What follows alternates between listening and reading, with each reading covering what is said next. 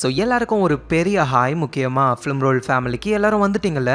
நம்ம ஒரு சைஃபை கதையை பார்த்து ரொம்ப நாள் ஆச்சுல. அதுக்காகவே இன்னைக்கு வேற லெவலில் ஒரு சைஃபை கதை, அதுவும் கிளைமேக்ஸில் வெறித்தனமான ஒரு ட்விஸ்டோட. அதோட இந்த கதையை கேட்கும் பொழுது உண்மையிலே இப்படி தான் நடக்குமோ அப்படின்ற மாதிரிலாம் தோணும். ஸோ பூமி கொஞ்சம் கொஞ்சமாக மாசடைய ஆரம்பிக்குது. மனிதர்கள் வாழ தகுதி இல்லாத நிலமா மாறிடுச்சு. ஸோ மனுஷங்களுக்கு இருக்கிற ஒரே வழி அவங்க பக்கத்தில் இருக்கிற கிரகமான மார்ஸில் வாழணும். ஆனால் அதுக்கு முன்னாடி அந்த மார்ஸை செக் பண்ணணும்ல. அதுக்காக ஒரு க்ரூவை அனுப்புறாங்க. ஸோ அப்படி போன க்ரூவுக்கு என்ன ஆச்சு, அவங்களுக்கு காத்துக்கிட்டு இருந்த அந்த வெறித்தனமான ட்விஸ்ட் என்னன்றது தான் இதோட முழு கதையே. ஸோ சைஃபை ஃபேன்ஸு எங்க இருந்தாலும் மேடைக்கு வந்துருங்க. இன்னைக்கு ஒரு தரமான சம்பவம். நீங்க பார்த்துக்கிட்டு இருக்கிறது ஃபிலிம் ரோல். ஞாபகமா சப்ஸ்கிரைப் பண்ணி உங்க சப்போர்ட்டை கொடுங்க. ஸோ இன்னைக்கு நம்ம 2019 ரிலீஸ் ஆன 6 டிகிரி ஆஃப் ஃப்ரீடம்ன்ற ஒரு மைண்ட் ப்ளோயிங் சைஃபை கதையை தான் பார்க்க போறோம்.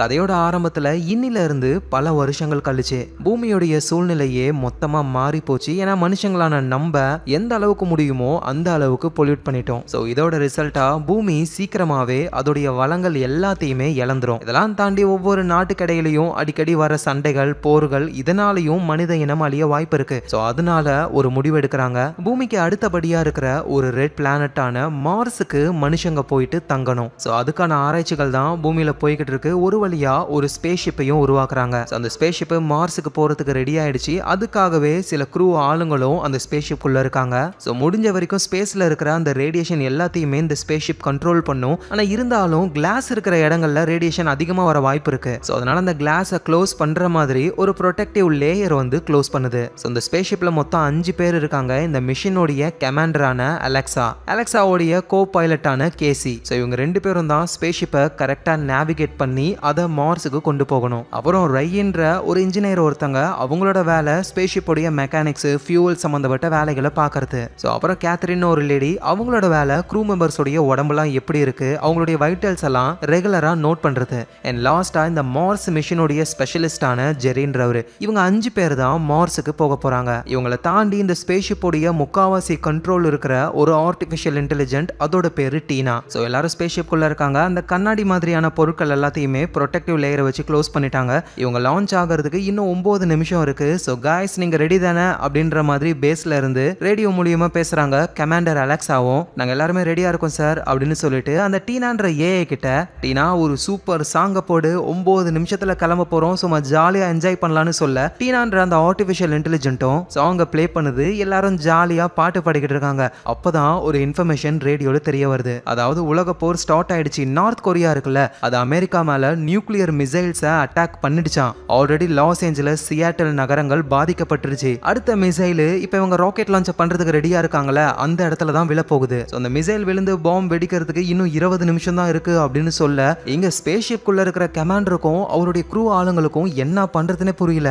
ஆனா பேஸ்ல இருந்து என்ன சொல்றாங்கன்னா, மார்ஸ் மிஷன் கேன்சல் ஆயிடுச்சு, சீக்கிரம் ஸ்பேஸ் ஷிப்ல இருந்து வாங்க அப்படின்னு சொல்றாங்க. ஸோ கமாண்டருக்கு என்ன பண்றதுன்னு தெரியல. கூட இருக்கிற க்ரூ ஆளுங்க கிட்ட கேட்கும் பொழுது, 4 வருஷமா இதுக்காக நம்ம உழைச்சிருக்கோம், இதை இப்படியே விட்டுட்டு நம்மளால போக முடியாது, அப்படியே நம்ம இந்த மிஷன் எல்லாம் கேன்சல் பண்ணிட்டு இங்க இருந்து தப்பிக்க ட்ரை பண்ணாலும் 20 நிமிஷத்துல நம்மளால ரொம்ப தூரம் எல்லாம் போக முடியாது, கண்டிப்பா நியூக்ளியர் அட்டாக்ல மாட்டி இறந்து போயிடுவோம். அதுக்கு பேசாம இந்த ஸ்பேஸ் ஷிப்பை ஸ்டார்ட் பண்ணி நம்ம மார்ஸுக்காவது போகலாம் அப்படின்னு சொல்ல, எல்லாருமே இதுக்கு ஓகேன்னு சொன்னதுனால கமாண்டருக்கும் வேற வழி இல்ல. ஆனா இவங்களால இந்த ஸ்பேஸ் ஷிப்பை ஸ்டார்ட் பண்ண முடியாது. ஏன்னா ஃபெசிலிட்டி பேஸ்ல இருக்கிறவங்க தான் அதை ஸ்டார்ட் பண்ணணும். ஸோ கமாண்டரும், இங்க பாருங்க, நாங்க இப்ப கீழே வந்து தப்பிக்க ட்ரை பண்ணாலும் எங்களால தப்பிக்க முடியாது. இத்தனை வருஷமா இவ்வளவு கோடியை செலவு பண்ணி இந்த மிஷினை நம்ம உருவாக்கி இருக்கோம். சோ அதனால இது எல்லாத்தையும் அப்படியே நம்மளால விட்டுட்டு போக முடியாது, ஸ்டார்ட் பண்ணி விடுங்க, நாங்க இந்த மார்ஸ் மிஷினை பாத்துக்கிறோம் அப்படின்னு சொல்ல, பேஸ்ல இருக்கிறவங்களும் சரி ஓகே நாங்க ஸ்டார்ட் பண்றோம்னு கவுண்ட் டவுன் ஆரம்பிக்கிறாங்க.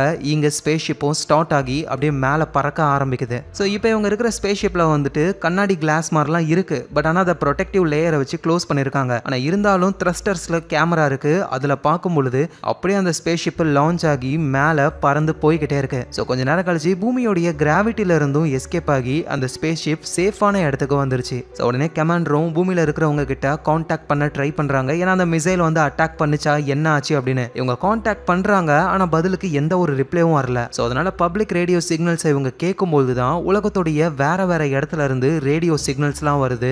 அதுல என்ன சொல்றாங்கன்னா நார்த் கொரியாவுடைய மிசைல்ஸ்லாம் அமெரிக்காவுடைய பல மாகாணங்களை அட்டாக் பண்ணி லட்சக்கணக்கான மக்கள் இறந்து போயிட்டாங்க அப்படின்னு சொல்ல இதை கேட்டு க்ரூல இருக்கிற எல்லாருமே ரொம்ப கஷ்டப்படுறாங்க. ஏன்னா அவங்களோட ஃபேமிலியும் அதுல இறந்து போயிருப்பாங்க. இதெல்லாம் இந்த க்ரூ மெம்பர்ஸால கேட்க முடியல. கமாண்டரும் டீனா ரேடியோவை ஆஃப் பண்ணுன்னு சொல்றாங்க. இப்போ இவங்க எல்லாருக்கும் பூமியை பார்க்கணும் அப்படின்னு தோணுது. ஆனா பார்க்கணும்னா கண்ணாடி கிளாஸை மூடி இருக்கிற அந்த ப்ரொடெக்டிவ் லேயரை ஓபன் பண்ணணும். கமாண்டரும் ஓபன் பண்ணலாம் நினைக்கும் பொழுது ஓபன் பண்ணாலும் ஒரு பிரயோஜனமும் இல்ல. அழிவை தான் நம்மளால பார்க்க முடியும். இப்போ இவங்க கிட்டத்தட்ட ஸ்பேஸுக்கே வந்துட்டாங்க. ஆனா திரும்பவும் பூமிக்கு போகலாம் அப்படின்ற மாதிரி தோணுது. கோ பைலட் கேசி என்ன சொல்றாருன்னா நம்மளால போக முடியும். இந்த ஷிப்பை கடலுக்கு நடுவில் நம்ம லேண்ட் பண்ணிட்டோம் அப்படின்னா அங்க நம்ம சேஃபா இருக்கலாம். அப்பதான் இந்த மார்ஸ் மிஷனுடைய ஸ்பெஷலிஸ்ட் ஜெரி ஒரு விஷயத்த சொல்றாரு. சயின்டிஸ்டோடைய தியரி இப்ப கன்ஃபார்ம் ஆயிடுச்சு பாத்தீங்களா, ஃபெர்மி பாரடாக்ஸ். இந்த யூனிவர்ஸ்ல மனுஷங்க மாதிரியே நிறைய உயிரினங்கள் கண்டிப்பா வேற வேற பிளானட்ல இருந்திருக்கணும். ஆனா அப்படி எந்த ஒரு உயிரினங்களும் நம்மள கான்டாக்ட் பண்ணவே இல்லை. ஏன்னா அந்த உயிரினங்கள் அடுத்த பிளானட்டுக்கெல்லாம் டிராவல் பண்ணி மற்ற உயிரினங்கள் கூட கான்டாக்ட் பண்றதுக்கு முன்னாடியே அதுங்களுக்குள்ளேயே சண்டை போட்டு அழிஞ்சு போச்சுங்க. அதே மாதிரி தான் இப்ப மனுஷங்களான நம்மளும் ஒருத்தர் கூட ஒருத்தர் சண்டை போட்டு இப்ப நியூக்ளியர் வார ஆரம்பிச்சு கண்டிப்பா யாரும் பொழைக்க வாய்ப்பு இல்லை. அப்படியே பொழைச்சாலும் அந்த பிளானட்லயே இருக்க வேண்டியதுதான் அப்படின்னு ஜெரி சொல்றாரு. ஆனா அந்த நியூக்ளியர் வார்ல இருந்து இப்ப இவங்க ஒரு 5 பேர் மட்டும் எஸ்கேப் ஆகி ஸ்பேஸுக்கு வந்துட்டாங்க. தொடர்ந்து இவங்க மார்ஸுக்கு போனாங்கன்னா அங்க ஒரு காலனியை உருவாக்க முடியும். அங்க இவங்களால வாழ முடியும். கமாண்டரும் அதே தான் சொல்றாங்க. சப்போஸ் இந்த நியூக்ளியர் வார்ல யாராவது ஒருத்தவங்க உயிரோட இருப்பாங்க. அப்படி உயிரோட இருக்கிறவங்க மேல வானத்துல தெரிகிற மார்ஸை பார்த்து அங்கேயும் நம்ம மனுஷங்க வாழ்றாங்க, நமக்கு ஒரு நம்பிக்கை இருக்குன்னு பார்ப்பாங்க. அதனால நம்ம மார்ஸுக்கு போகணும் அப்படின்னு சொல்லி எல்லாருமே மார்ஸுக்கு கிளம்ப ஆரம்பிக்கிறாங்க.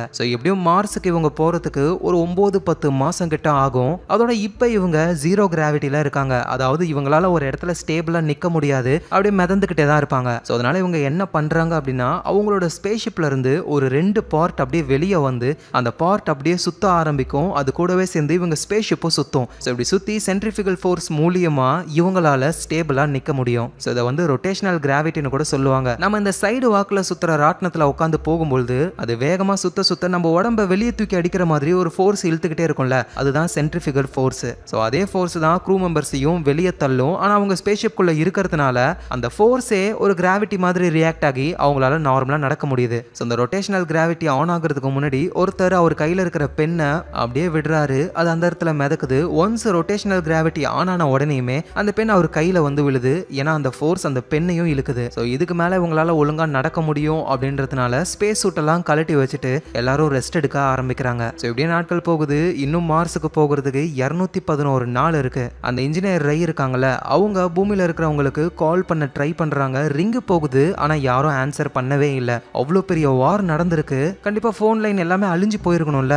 அவதான் கோ பைலட் சேசி சொல்றாரு, இந்த நியூக்ளியர் வெப்பன் எல்லாம் என்ஹான்ஸ் பண்ணிருக்காங்க. அதை வெடிச்சு அதுல இருந்து வர நியூட்ரான் பர்ஸ்டோடைய ரேடியேஷன்லாம் மனுஷங்களை கண்டிப்பா அழிச்சிரும். ஆனா அந்த டெக்னாலஜி சம்பந்தப்பட்ட விஷயங்கள் எல்லாம் அவ்வளவா அதை அட்டாக் பண்ணாது. அதனாலதான் போன்ஸ் ரிங் அடிக்குது. ஆனா அதை எடுக்க மனுஷங்க இல்ல. இப்படின்னு அவர் சொல்லிக்கிட்டு இருக்கும்போதே கமாண்டர் அந்த இடத்துக்கு வராங்க. இன்ஜினியர் கிட்ட இந்த மாதிரி எர்த்துக்கு கால் பண்ணாத, இதனால நம்ம மனசு இன்னும் ரொம்பவே பாதிக்கப்படும். நம்மளோட மிஷன் மார்ஸுக்கு போகிறது தான். அதனால டீனா இனிமே எர்த்துக்கு யார் கால் பண்ணாலும் காலை கனெக்ட் பண்ணாத அப்படின்னு சொல்ல அந்த ஆர்டிஃபிஷியல் இன்டெலிஜென்ஸும் எல்லா கம்யூனிகேஷனையும் கட் பண்ணுது.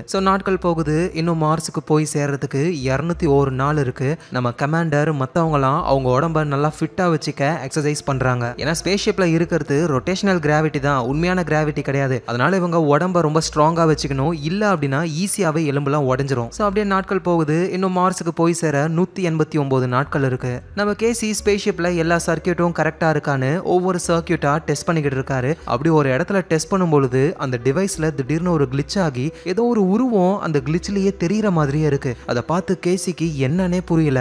அதை அவர் யாருக்கிட்டையும் சொல்லல. அப்படியே நாட்கள் போகுது. இன்னும் 188 நாட்கள் இருக்கு. எல்லாரும் ஒன்னா உட்காந்து சாப்பிட்டுக்கிட்டு இருக்காங்க. அப்ப திடீர்னு லைட்ஸ் ஆஃப் ஆகுது. டீனா லைட் ஆன் பண்ணு அப்படின்னு சொல்ல கொஞ்ச நேரம் கழிச்சு லைட் ஆன் ஆகுது. இதுவே பூமியில இந்த மாதிரி ப்ராப்ளம் இல்ல அப்படின்னா டீனாவை நம்ம அப்டேட் பண்ணிருக்கலாம். ஆனா பூமியில தான் இப்ப யாருமே உயிரோட இல்லையே. அப்படின்னு இவங்க பேசிக்கிட்டே சாப்பிட்டுக்கிட்டு இருக்காங்க. இப்படியே நாட்கள் போய்கிட்டு இருக்கு.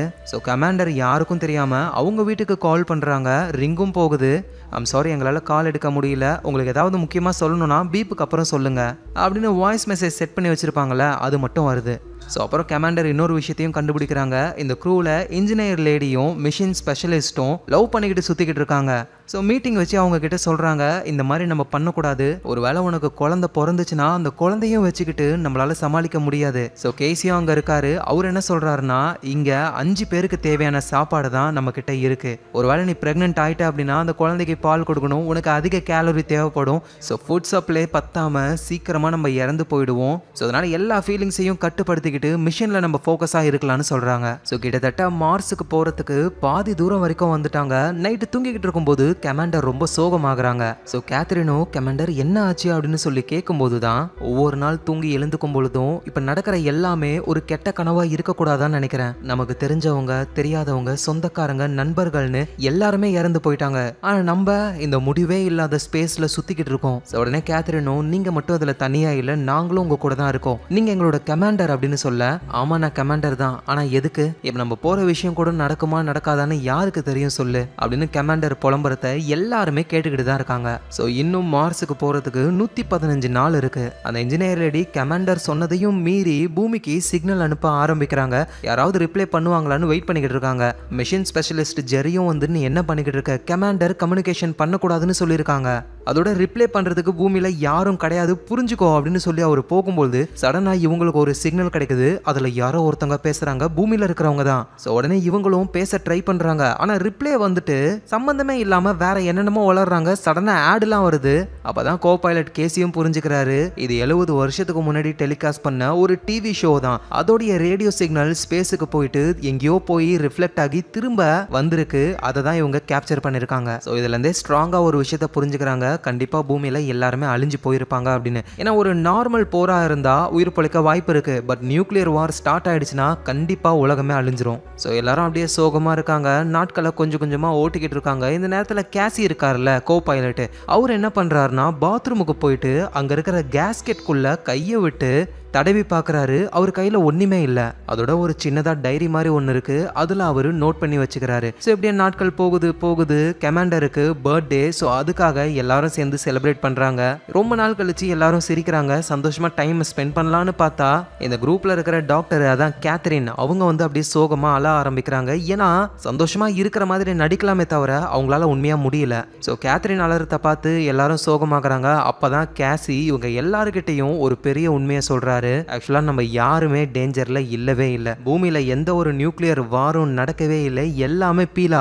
இன்னொரு விஷயம் சொல்லட்டுமா, நம்ம ஒன்றும் இப்போ ஸ்பேஸ்லலாம் இல்லை, நம்ம பூமியில தான் இருக்கோம். இன்னும் நம்ம ஸ்பேஸ் ஷிப்பு கிளம்ப கூட கிடையாது. இது எல்லாமே ஒரு சிமுலேஷன் தான். ஸோ நம்மளை வச்சு ஒரு டெஸ்டிங்கை போட்டுக்கிட்டு இருக்காங்க, அது தெரியாம நம்ம ஏமாந்துக்கிட்டு இருக்கோம் அப்படின்னு சொல்ல சடனா ஸ்பேஸ் ஷிப்ல உள்ள அலர்ட் வருது. சூரியன்ல இருந்து ஒரு பெரிய சோலார் ஃபிளேர் வருதான். ஸோ அந்த சோலார் ஃபிளேர்ல இவங்களோட ஸ்பேஸ் ஷிப் டைரக்டா மாட்டுச்சுன்னா அவ்வளோதான், பெரிய பாதிப்பாகும். ஸோ அதனால இவங்க ஸ்பேஸ் ஷிப்பை கரெக்டாக அந்த சோலார் ஃபிளேருக்கு ஏற்ற மாதிரி டில்ட் பண்ணி ஒரு கரெக்ட் பொசிஷனில் இருந்தாங்கன்னா அந்த சோலார் ஃபிளேர்லேருந்து எஸ்கேப் ஆகலாம். ஆனால் என்ன, அதிகமாக ஹீட் ஜென்ரேட் ஆகும். ஸோ அதனால இவங்க மெயின் கேபின்குள்ளே மட்டும்தான் இருக்கணும், ஏன்னா அங்கே அவ்வளோவா ஹீட்டே வராது. ஸோ வேகமாக கமாண்டரும் மற்றவங்களும் ரெடி ஆகுறாங்க ஸ்பேஸ் ஷிப்பை கரெக்டாக பொசிஷன் பண்ணுறதுக்காக. நான் தான் சொல்கிறேன் கேட்கவே மாட்டீங்க, இது எக்ஸ்பெரிமெண்ட்னு சொல்கிறேன்ல. இந்த மார்ஸ் மிஷனில் நம்ம எப்படி ரியாக்ட் பண்ணுறோம், எந்தெந்த சூழ்நிலையில் நம்ம எப்படி நடந்துக்கிறோம் அப்படின்னு தெரிஞ்சுக்கிறதுக்காக நம்மளோட டிபார்ட்மெண்ட் தான் வேணும்னே இந்த எக்ஸ்பெரிமெண்ட்டை பண்றாங்க. இப்போ நம்ம பேசிக்கிட்டு இருக்கிறது கூட அவங்க கண்டிப்பா கேட்பாங்க, பார்ப்பாங்க. அதோட நல்லா யோசிச்சு பாருங்க, பூமியில இருந்து நம்ம ஸ்பேஸ் ஷிப் கிளம்பினதை வெறும் கீழே இருக்கிற கேமரா வழியா தான் நம்ம பார்த்தோம். கண்ணாடி வழியா பார்க்கலான்னு பார்த்தா அதை ப்ரொடெக்டிவ் லேயரை வச்சு க்ளோஸ் பண்ணிட்டாங்க. க்ளோஸ் பண்ணதுக்கு அப்புறம் தான் சொல்றாங்க பாம் அட்டாக் வரப்போகுதுன்னு. ஸோ இது எல்லாமே நம்ம டிபார்ட்மெண்ட் போட்ட பிளான். ஸோ இப்படின்னு மற்ற க்ரூ ஆளுங்க கிட்ட சொல்ல ட்ரை பண்றாரு. எல்லாருக்குமே கொஞ்சம் டவுட் வருது. ஆனா இப்போ அவங்க சோலார் ஃபிளேர்ல இருந்து எஸ்கேப் ஆகணும். ஸோ அதுக்கான வேலையை பார்த்துக்கிட்டே இவர் சொல்றதை கேட்டுக்கிட்டு இருக்காங்க. காய்ஸ், என்னால் ப்ரூவ் பண்ண முடியும் இது ஒரு சிமுலேஷன் அப்படின்னு சொல்லி. ஏன்னா உண்மையிலே நம்ம ஸ்பேஸ்ல இருக்கோம் அப்படின்னா பாத்ரூம்ல இருக்கிற கேஸ்கெட் அதுல தான் நம்மளோட கழிவுகள்லாம் போகும். அந்த கழிவுகளை ஃப்ரீஸ் ஆக்கணுன்றதுக்காக ஸ்பேஸ் ரொம்ப கோல்டா இருக்கும், அந்த கோல்டு அது யூஸ் பண்ணும். இதனால கேஸ்கெட்டுக்கு அடியில கிறிஸ்டல்ஸ் எல்லாம் உருவாயிருக்கும். ஆனா நான் 100 நாள் செக் பண்ணி பார்த்துட்டேன், என் கையாலேயே எந்த ஒரு கிறிஸ்டல்ஸும் உருவாகவே இல்லை. ஸோ அப்படின்னா என்ன அர்த்தம், நம்ம ஸ்பேஸ்ல இல்ல, நம்ம பூமியில தான் இருக்கோம். இது எல்லாமே எக்ஸ்பெரிமெண்ட் தான். ஹலோ, நீங்க என்ன பார்த்துக்கிட்டு இருக்கீங்க தானே, ஒழுங்கா அந்த எக்ஸ்பெரிமெண்ட்டை ஸ்டாப் பண்ணுங்க அப்படின்ற மாதிரி கத்துறாரு இவரு. உடனே அந்த டாக்டர் கேத்ரினும், இங்க பாரு நீ சொல்றத நாங்க நம்புறோம், ஆனா வந்து சீட்ல உட்காரு, இந்த சோலார் ஃபிளேர்ல இருந்து ஃபர்ஸ்ட் நம்ம எஸ்கேப் ஆகலாம். நான் சொல்றத நம்புறேன்னு சொல்ற, அப்புறம் சோலார் ஃபிளேர்ன்ற, நம்ம ஸ்பேஸ்லயே இல்ல, இதுல சோலார் ஃபிளேர் வேறவா, நான் நிரூபிக்கிறேன் அப்படின்னு சொல்லி சேஃபான பாட விட்டு வெளியே போய் ஸ்பேஸை ஓபன் பண்ண ட்ரை பண்றாரு அவரு. மத்த க்ரூ ஆளுங்கலாம் சேஃபா மெயின் கேபின்ல இருக்காங்க. கமாண்டரோ கத்துறாங்க, கேசி சொல்றத கேளு, நார்மலா ஸ்பேஸ்ல ஸ்பேஸ் சூட் இல்லாம போனா இறந்து போயிடுவ, இதுல சோலார் ஃபிளேர் வேற வருது, கண்டிப்பா நீ உயிர் பிழைக்க மாட்டேன்னு சொல்லியும் இது எல்லாமே ஒரு சிமுலேஷன் தான், ஒரு எக்ஸ்பெரிமெண்ட் தான் அப்படின்னு சொல்லி மெயின் டோரை ஓபன் பண்றாரு. அவ்வளவுதான், சோலார் ஃபிளேர் வந்து கேசி அந்த இடத்துலயே இறந்து போறாரு. மத்தவங்க மெயின் கேபின்ல இருக்கிறதுனால அவங்க உயிர் பிழைக்கிறாங்க. சோ சோலார் ஃபிளேர் போனதுக்கு அப்புறம் எல்லாரும் அப்படியே சோகமா இருக்காங்க. கேசியோட உடம்பு கூட மிஞ்சல, அவர் பஸ்பம் ஆயிட்டாரு போல. ஆனா எல்லாருக்கும் ஒருவேளை கேசி சொன்னது உண்மையா இருக்குமோ அப்படின்ற மாதிரி டவுட் வருது. டாக்டர் கேத்தரின் போயிட்டு அந்த கேஸ்கெட்ல கிறிஸ்டல் லேயர்ஸ் உருவாகி இருக்கான்னு செக் பண்றாங்க. பார்த்தா உருவாகி இருக்கு. அப்படின்னா என்ன அர்த்தம்? இவங்க ஸ்பேஸ்ல தான் இருக்காங்கன்னு அர்த்தம். சோ இது தெரியாம கேசி இறந்து போயிட்டாரு அப்படின்னு இவங்க எல்லாரும் சோகமாகறாங்க. ஆனா இருந்தாலும் மனசுக்குள்ள இன்னொரு ஒரு டவுட் வருது. ஒருவேளை கேசி சொன்னது உண்மையா போய் இப்ப அந்த கேஸ்கெட்ல வேணும்னே கிறிஸ்டல்ஸை உருவாக்குற மாதிரி வெளியே இருக்கிறவங்க பண்ணியிருந்தா மேபி அவர் சொல்ற மாதிரி இது ஒரு சிமுலேஷனா கூட இருக்க வாய்ப்பு இருக்குல்ல அப்படின்னு குழப்பத்திலே இருக்காங்க. ஸோ கமாண்டரும் அவருடைய ஆளுங்களும் இது ஒரு எக்ஸ்பெரிமெண்ட்டா நம்ம சிமுலேஷன்ல இருக்கோமா அப்படின்னு தெரியாம நமக்கு கொடுத்த வேலையை நம்ம செய்வோம் அப்படின்னு சொல்லி தொடர்ந்து அந்த ஸ்பேஸ்ஷிப்லேயே இருக்க ஆரம்பிக்கிறாங்க. நாட்கள் போய் போய் ஒரு வழியா மார்ஸ் கிட்ட அவங்களுடைய ஸ்பேஸ்ஷிப் வந்துருச்சு. ஸோ மார்ஸையும் அவங்க பார்க்குறாங்க. ஆனால் இது எல்லாமே டிவியில் வெளியே இருக்கிற கேமரா மூலியமாக தான் பார்க்குறாங்களே தவிர இவங்களால டைரக்டா பார்க்க முடியல. ஏன்னா ப்ரொடெக்டிவ் லேயரை வச்சு க்ளோஸ் பண்ணி வச்சிருக்காங்க. அதுவே டவுட்டை இன்னும் அதிகமாகுது. சரின்னு இவங்க மார்ஸ்ல லேண்ட் ஆகிறதுக்கு ரெடி ஆகுறாங்க. பூமியோடைய அட்மாஸ்பியரை விடவே மார்ஸ்ல வந்து ரொம்ப கம்மி தான். இவங்க ஸ்பேஸ்ஷிப் வந்து ரொம்பவே ஈஸியா லேண்ட் ஆயிடும். ஆனா அதுக்குன்னு பூமியில இறங்குற அதே லெவல்ல இறங்குனாங்கன்னா இது வேகமா கிராஷ் ஆகி மொத்தமா அழியவும் வாய்ப்பு இருக்கு. ஸோ கரெக்டான லெவல்ல எல்லாத்தையுமே பக்காவா பண்ணி ஒரு வழியா லேண்டும் பண்ணிடுறாங்க. ஆனா இப்போ வரைக்குமே அந்த ப்ரொடெக்டிவ் லேயர் ஓப்பன் ஆகவே இல்லை. டைரக்டா இவங்க வெளியே பார்க்கவே இல்லை. இப்பதான் அதை ஓப்பன் பண்ணவே போறாங்க. ஒருவேளை நம்ம ஓப்பன் பண்ணும் பொழுது இது எல்லாமே எக்ஸ்பெரிமெண்ட்னு சொன்னாங்கன்னா ரொம்ப நல்லா இருக்குமே அப்படின்னு எல்லாருமே மனசில் நினச்சிக்கிட்டு தான் ஓப்பன் பண்ணுறாங்க. அந்த ப்ரொடெக்டிவ் லேயர் ஓப்பன் ஆகுது. பார்த்தா உண்மையிலேயே இவங்க மார்ஸில் தான் இருக்காங்க. ஸோ மார்ஸுக்கு வந்த மனுஷங்க இவங்க 4 பேர் தான். ஸோ இதுக்கப்புறம் இந்த மார்ஸ் தான் மனுஷங்களுடைய புது வீடாக மாறப்போகுது. ஸோ இந்த இடத்துலயே கதை முடிஞ்சிருச்சு அப்படின்னு நம்ம நினைக்கும் போது தான் கதை அப்படியே வேற ஒரு டைமென்ஷனுக்கு போகுது. ஸோ அந்த டைமென்ஷனில் வித்தியாசமாக மானிட்டர் மாதிரியே ஒரு செட்டப்பு, மார்ஸில் இருக்கிற நம்ம கமாண்டரு டாக்டர் இவங்களுடைய ப்ரொஜெக்ஷன் தான் அதில் ப்ரொஜெக்ட் ஆகுது. அதோட அந்த இடத்துல வித்தியாசமாக ஏதோ ஒரு சவுண்டு, ஆக்சுவலாக அது எல்லாமே ஏலியன்ஸ் தான், அதுங்களுக்குள்ளேயே பேசிக்க ஆரம்பிக்குதுங்க. இதை நம்ம எதிர்பார்க்கவே இல்லை. எந்த ஒரு உயிரினமும் பண்ணாததை இதுங்க பண்ணிடுச்சுங்க. கிரேட் ஃபில்டரை தாண்டி வந்துருச்சுங்க. ஆனால் அதை தாண்டறதுக்குள்ள அதுங்களுடைய கிரகமே மொத்தமாக அழிஞ்சு போயிடுச்சு. முக்கியமாக அந்த உயிரினத்தில் இவன் நம்மளையே கண்டுபிடிச்சிட்டான் அப்படின்னு சொல்லி யாரையோ பற்றி பேசுகிறாங்க. பார்த்தா அந்த ஏலியன்ஸுக்கு நடுவில் ஒருத்தர் அப்படியே மெதுவாக எழுந்துக்கிறாரு. யாரான்னு பார்த்தா நம்ம கேசி தான். அந்த சோலார் ஃபிளேரில் அவர் இறந்து போகவே இல்லை. இங்க வேற ஒரு டைமென்ஷன்ல ஏலியன் முன்னாடி எழுந்துக்கிறாரு. அவரு அப்படியே அவர் கண்ணு முன்னாடி அந்த ப்ரொஜெக்ஷன்லாம் தெரியுது. ரொம்ப சந்தோஷத்துல அவர் அப்படியே சிரிக்க ஆரம்பிக்கிறாரு. அந்த ஏலியன்ஸும் கண்டிப்பா இந்த இனத்தை நம்ம வேற லெவல்ல கொண்டு வரணும் அப்படின்ற மாதிரி பேசுதுங்க. இந்த இடத்துலயே இந்த கதை முடியுது. என்னதாண்டா நடந்தது புரியல. ஸோ என்ன ஏதுன்னு தெளிவா இந்த எண்டிங் எக்ஸ்பிளனேஷன்ல பார்த்துடலாம். ஆக்சுவலா இந்த கதையில பார்த்தது எல்லாமே உண்மைதான். பட் ஒரு விஷயத்தை தவிர என்னன்னா இது எல்லாமே ஒரு சிமுலேஷன். நம்மளை பொறுத்த வரைக்கும் உண்மை. ஆனா இது எல்லாமே ஏலியன்கள் உருவாக்குனது. அதுவும் சாதா ஏலியன்ஸ் கிடையாது, அதர் டைமென்ஷனை சேர்ந்த ஏலியன்ஸ். ஸோ இந்த மாதிரி ஒரு பிளானட்ல ஒரு வகையான உயிரினங்களை விட்டு அந்த உயிரினங்கள் எப்படி எவால்வ் ஆகுதுங்க, அதுங்க என்னென்னலாம் பண்ணுதுங்க அப்படின்றத அப்சர்வ் பண்றது தான் அந்த அதர் டைமென்ஷனை சேர்ந்த ஆட்களுடைய வேலையே. ஸோ அப்படி அந்த ஏலியன்ஸை இம்ப்ரெஸ் பண்ற மாதிரி ஏதாவது ஒரு உயிரினங்கள் நல்லா எவால்வ் ஆச்சுன்னா அந்த உயிரினங்களுக்கு இந்த ஏலியன்ஸ் வந்து அடுத்த டைமென்ஷனுக்கான ஆக்சசிபிலிட்டியை கொடுப்பாங்க. சிம்பிளா சொல்லணும்னா ஒரு அப்கிரேட் மாதிரி. ஸோ அதே மாதிரி தான் ஒரு ஏலியன்ஸ் உருவாக்குன சிமுலேஷன் தான் இந்த பூமி, சோலார் சிஸ்டம் எல்லாமே. அதுல பூமியில இருக்கிற ஒரு உயிரினங்களான மனுஷங்க. இது வரைக்கும் ஒரு பிளானட்ல உருவான உயிரினங்கள் அந்த பிளானட்லயே எவால்வ் ஆகி அங்கேயே அழிஞ்சு போயிடுங்க. அதை தாண்டி வரவே வராதுங்க. ஸோ அதே மாதிரி தான் பூமியில மனுஷங்க சண்டை போட்டுக்கிட்டு நியூக்ளியர் வார்லாம் வந்து அழிஞ்சு போயிடும் அப்படின்னு நினைக்கும் போது தான் ஸ்பேஸ்ஷிப்ல 5 க்ரூ ஆளுங்க எஸ்கேப் ஆகி மார்ஸுக்கு வராங்க. ஏலியன்ஸோடைய சிமுலேஷனையே தாண்டி. இதெல்லாம் தாண்டி நம்ம கேசி இந்த மாதிரி இது எல்லாமே எக்ஸ்பெரிமெண்ட் தான் அப்படின்னு அழகா கண்டுபிடிச்சிட்டாரு. அவரு செக் பண்ணும்பொழுது அங்க கிறிஸ்டல்ஸ் உருவாகி இருக்காது. ஏன்னா இது எல்லாமே ஏலியன்ஸோடைய சிமுலேஷன் தான். இவங்க அங்க என்ன செக் பண்ண போறாங்களான்னு அந்த இடத்துல அந்த சிமுலேஷனை அதுங்க உருவாக்கல. கரெக்டா நம்ம கேசி அதை நோட் பண்ணிக்கிட்டாரு. ஆனா அதுக்கப்புறமா டாக்டர் லேடி போய் செக் பண்ணும்பொழுது அங்க கிறிஸ்டல்ஸ் இருக்கும். ஏன்னா மத்தவங்களும் குழம்ப கூடாதுன்னு ஏலியன்ஸ் அதை உருவாக்கிருச்சுங்க. அதோட கேசி டோரையே ஓபன் பண்ணிட்டாரு. ஸ்பேஸ் சூட் எதுவும் போடவே இல்லை. சோலார் ஃபிளேர் வேற வந்துருச்சு. ஆனா அவருக்கு எதுவுமே ஆகல.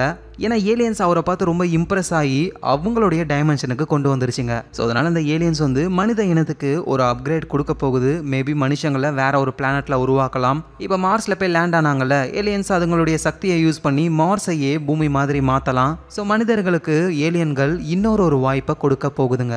யாருக்கு தெரியும், இந்த மனுஷங்க தான் எதிர்காலத்தில் அந்த அதர் டைமென்ஷனை சேர்ந்த ஏலியன்ஸாகவும் மாறலாம். ஸோ இந்த கதையுடைய பியூட்டி என்ன அப்படின்னா, நம்ம ரியல் லைஃப்லேயே இது உண்மையாக இருக்க வாய்ப்பு இருக்குது. மேபி நம்ம எல்லாரும் ஏலியன்ஸோடைய ஒரு எக்ஸ்பெரிமெண்ட்டில் கூட இருக்கலாம். இது எல்லாமே ஒரு சிமுலேஷனாக கூட இருக்கலாம். சயின்டிஸ்டே இதெல்லாம் 100% பொய்ன்னு சொல்லவே மாட்டாங்க. எல்லாத்துக்குமே இந்த யூனிவர்ஸில் ஒரு வாய்ப்பு இருக்குது. ஸோ ஒரு வேளை இது சிமுலேஷனாக இருந்தால் கண்டிப்பாக சீட் கோடும் இருக்கும்ல. ஏலியன்களா எனக்கு சீட் கோடு கொடுங்கடா. ஸோ அவ்வளோதான் கைஸ், இந்த கதை கொஞ்சம் வித்தியாசமாக இருந்ததுன்னு கொண்டு வந்தேன். நாளைக்கு ஒரு 5 ஸ்டார் மூவி இருக்கு. ஸோ அதனால நாளைக்கு வந்து நான் உங்களை பார்க்குறேன். நீங்கள் பார்த்துக்கிட்டு இருக்கிறது ஃபிலிம் ரோல். ஞாபகமாக சப்ஸ்கிரைப் பண்ணி சப்போர்ட் பண்ணுங்க. நாளைக்கு நம்ம வேற லெவல் மூவியில் பார்க்கலாம். Lots of love guys.